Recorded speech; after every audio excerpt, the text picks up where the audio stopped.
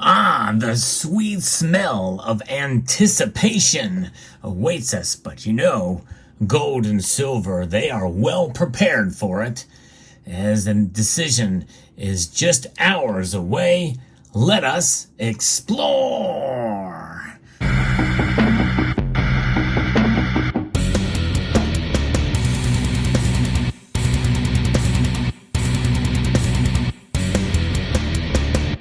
That's right. The Federal Reserve is meeting as I record this video, and they will be releasing a decision very soon as to what they are going to do. Are they going to raise rates? Well, the vast majority think they will raise them by at least 25 basis points. It's a quarter point. But nonetheless, they could go beyond that. They could also surprise us and not do anything and pause. But regardless, I think the metals markets are looking beyond what's happening at the Federal Reserve right now, given where they are right now. The markets indeed are up.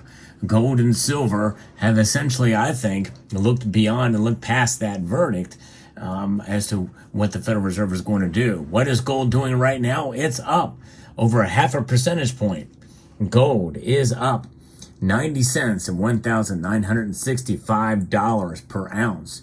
Silver is up 1.38%, up 34 cents to $24.74, within spitting distance of that $25 level, the price that we were salivating over not too long ago. Platinum and palladium are both up as well. That's a kind of a good sign there. Yes, indeed. Platinum up 10 and palladium up 9. What's going on? Well, Jim Wyckoff over at Kitco has a report on this, and they're holding some modest gains, but they've amped up a little bit here. As we can see, silver up is 1.3%, is a pretty noticeable increase for sure. And trading on Tuesday, as the U.S. Federal Reserve has begun its two-day policy meeting. And the U.S. data point of the week, if not the month, will be what the Federal Reserve's Open Market Committee meeting that began earlier this morning and ends on Wednesday afternoon with a statement. And that is what we're anticipating. This one's a pretty big and important meeting. And most market watchers believe the Federal Reserve will raise the main U.S. rate, the Fed's fund rate, by 0.25%. That's a quarter point or 25 basis points.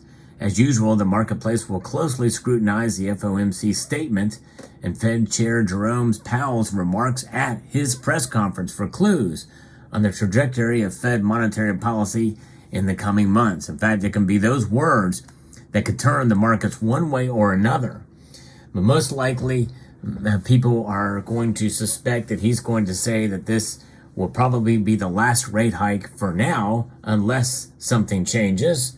Because what do they want to do? They want to stabilize the dollar.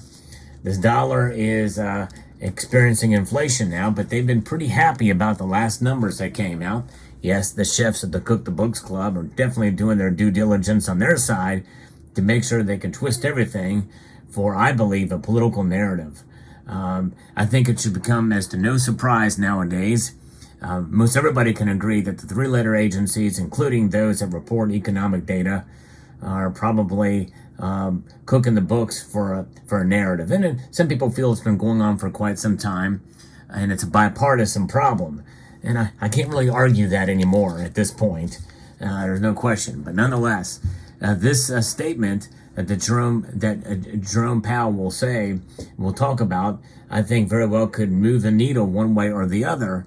It could be a pretty radical move depending on what his statement is and what the assessment is for the rest of the year. Right now, most are theorizing that the Federal Reserve is not going to raise rates anymore this year. Asian and European stock markets were mixed and quieter overnight trading. U.S. stock indexes are modestly up, and the U.S. stock index bulls are enjoying low volatility summertime rally, which suggests the price uptrends in the stock indexes can continue over the next couple of weeks. There's an underlying bearish element for precious metals, as it's likely pulling some buying interest away from safe haven metals. But they're up today. And I think because they are anticipating that this is the last, and a pause is good for gold and silver. And I think that's kind of the reason why we're seeing the precious metals go up, because the dollar, the inflation that the dollar is experiencing is 3% stacked up on top of already high inflation that we saw, a year ago. And if we look at other markets, what is the dollar doing? What is the strength of the dollar right now? Well, that dollar strength is actually down, and that means that the precious metals are up, because the dollar very well may have seen its high, and the highest it's going to be for a while. It's still above 101 right now, but we could probably see regular activity below 100 as we head into next year, especially if they are going to keep it the same or even pivot and lower interest rates in the coming year. But all the other markets are up. Dow Jones Industrial, NASDAQ and S&P are up. The New York Stock Exchange is up. Bitcoin is up, and so is Ethereum. And the commodities, are actually down. Yeah, copper's down a little bit, and aluminum is down slightly. And so we have zinc and lead down, but precious metals are up because of what they're anticipating here. And again, what could be the surprises that we see tomorrow? I did record a video about this yesterday, about what surprises we could see. There's really only two major surprises. One, that they raise rates a half a point, which is highly unlikely, but it is kind of somewhat of a possibility that could happen. Very, very slight. And also highly unlikely is a pause right now, and then they raise rates the next meeting around. Again, highly unlikely. I think if we're up into the 98, 99% range of most that they're going to raise rates a quarter point. But nonetheless, gold and silver are reacting. It's fascinating to see how they do it, and a little look above and beyond with this baking in process that we've been seeing, because this has been something that's been bantered about for quite some time. That idea of a quarter point rate hike and then a pause for the rest of the year. So it'll be very fascinating to see. But be on the lookout for surprises one way or the other. And I think the price move today, considering that if things go as planned, means that we likely have seen the bottom and can probably enjoy the possibility of higher prices from here on out, barring any kind of event that would dissuade it. I think, we're going to still see increased demand, even despite the economic situation that's out there. Economic indicators that we know of, that we hear talked about quite greatly, revolve around a recession. If a recession is not in the books for this year, and then we may see increased demand for silver at relatively low prices, by the way, for fabricators to get. In fact, some people feel that industrial demand for silver in and of itself is a suppressive element for the metal. An indicator that silver's price could be pushed and pulled around in those kind of markets, because keep in mind, there's a lot of derivatives for silver as well too, much more so than for gold. Gold, though, at the moment here being up, is still very close to that $2,000 level, a very high psychological number as we march on through the coming months here. But anything could change, and guidance could change, and that could change within literally months or days as we head into the next meeting. But it all is going to center around what the statement is. I think if the statement shows some surprises there in what he says, what the presser says, then all bets are off the table. And gold and silver could go one direction or another, and it could be fairly radical, as I mentioned in the video yesterday. So we'll see how it plays out. Overall, I'm bullish on gold and silver through the end of the year.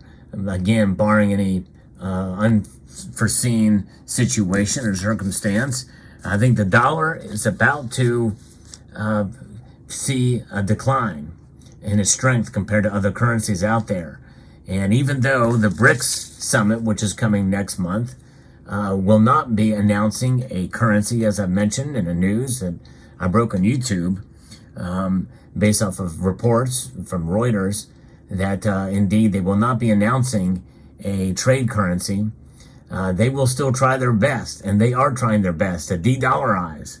So renminbi, the yuan, and the currency from the renminbi, then China, and the rupee, and the ruble, all those currencies from the BRICS nations, and they want to do whatever they can to provide some faith that they're going to be able to trade and do things and trade oil. Now, with a gold-backed, one of these nations could use gold, at least to some extent, for trade. And it may be China that does it. They tend to be the most powerful of all these countries out there.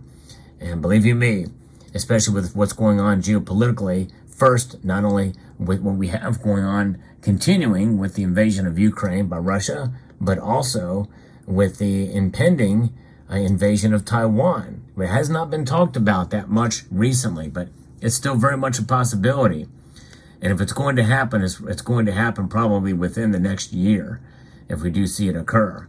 They are militarizing the South China Sea, and they're testing the waters here with this administration, so we'll see how that plays out. That could have a fairly dramatic impact on precious metal prices.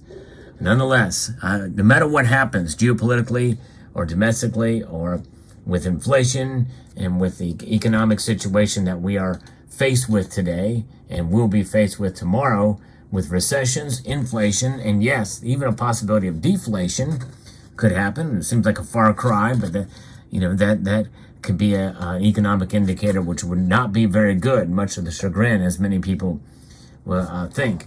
But gold and silver provide the ultimate safe haven against such activities and such actions, even amidst the snap judgments of a crashing market like what we saw in March of 2020.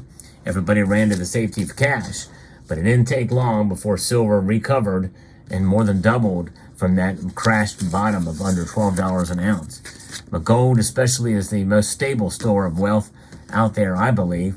So I'm a huge fan of having gold in your portfolio as well. Let me know what your thoughts are on all of these matters. I hope you found this video informative, insightful, and educational.